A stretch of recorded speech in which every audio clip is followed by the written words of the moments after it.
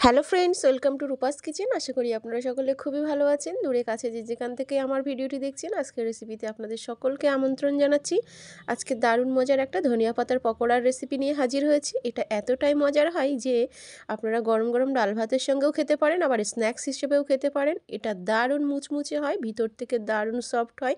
ছোট থেকে বড় সবাই কিন্তু এটাকে খুবই পছন্দ করবে। অবশ্যই বাড়িতে একবার ট্রাই করবেন, দেখবেন এটা তৈরি হওয়ার সঙ্গে সঙ্গেই কিন্তু প্লেট খালি হয়ে যাবে। হ্যাঁ বন্ধুরা, আপনারা তো নিশ্চয়ই জানেন যে কোনো স্ন্যাক্স তৈরিতে ধনেপাতার ব্যবহার করলে তার স্বাদ কতখানি বেড়ে যায়। আর এটা তো ধনিয়া পাতার পকোড়া, তাহলে এর স্বাদ কতখানি হতে পারে। পুরোটাই তো কিন্তু ধনেপাতা দিয়ে তৈরি। শীতকালের সিজনে ধনেপাতা কিন্তু খুব বেশি পাওয়া যায়। সেই জন্য আজকের আমার এই সহজ রেসিপি ধনিয়া পাতার পকোড়া। তাহলে চলুন না রেসিপিটা দেখে নেওয়া যাক। এটা তৈরি করার মেন উপকরণ হলো ধনেপাতা। আমি বেশ কিছু সুন্দর ধনেপাতা নিয়ে আমি ধুয়ে নিয়েছি। এখন এগুলোকে ছোট টুকরো করে কেটে নিতে হবে। দেখুন কেটে নেওয়া হয়ে গেছে। এখন আমি এখানে মিশিয়ে দেব পেঁয়াজ কুচি। আমি এখানে 1 বাটি পেঁয়াজ কুচি দিচ্ছি। সঙ্গে দিয়ে দেব 2 থেকে 3টে কাঁচা লঙ্কা কুচি। ঝালটা আপনারা নিজেদের পছন্দ মতন ব্যবহার করবেন। দিয়ে দেব স্বাদ মতো লবণ। এখন এই উপকরণগুলো দেওয়ার পর আমি হাত দিয়ে বেশ কিছুক্ষণ এভাবে একটু চটকিয়ে মাখিয়ে নিতে হবে, যাতে সব কিছু একটু নরম হয়ে আসে।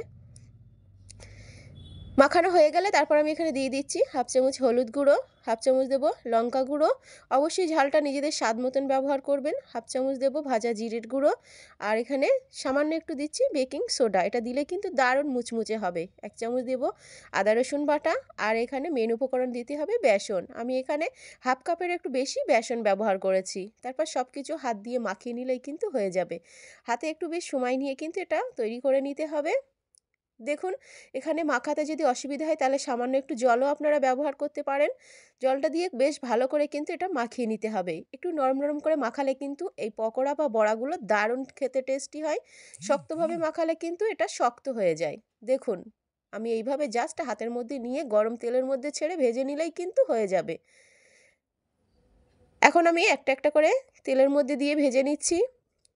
দেখলেন তো কত সহজে কত কম উপকরণে কিন্তু এই রেসিপিটা তৈরি করা যায়। আর এটা খেতেও কিন্তু দুর্দান্ত স্বাদের লাগে। অবশ্যই বাড়িতে একবার ট্রাই করবেন। এটা কিন্তু বেশি সময়ও লাগে না তৈরি হতে, যেহেতু শুধুমাত্র ধনেপাতা দিয়ে তৈরি, সেই জন্য কিন্তু এটা একদমই সময় লাগে না। এক সাইড বেশ ভালো করে ভাজা হয়ে গেলে এর অপর সাইডটাও কিন্তু উল্টে পাল্টে ভেজে নিতে হবে। 2 থেকে 3 মিনিট করে এক সাইড ভেজে নিলেই কিন্তু দেখবেন এটা তৈরি হয়ে যাবে। মিডিয়াম টু হাইতে রেখে কিন্তু এই স্ন্যাক্সগুলো ভেজে নেবেন, দেখবেন কতটা তাড়াতাড়ি কিন্তু এটা তৈরি হয়ে যায়।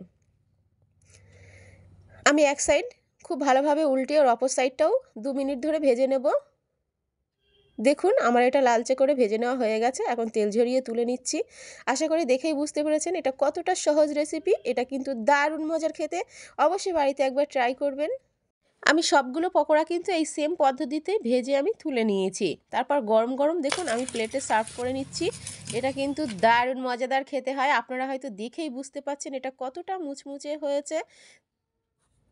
বিকালে চায়ের নাস্তায় যদি এরকম গরম গরম ধনেপাতার পকোড়া থাকে তাহলে বিশ্বাস করুন আর কিচ্ছু লাগবে না, জাস্ট চায়ের আড্ডাটা একদম জমে যাবে।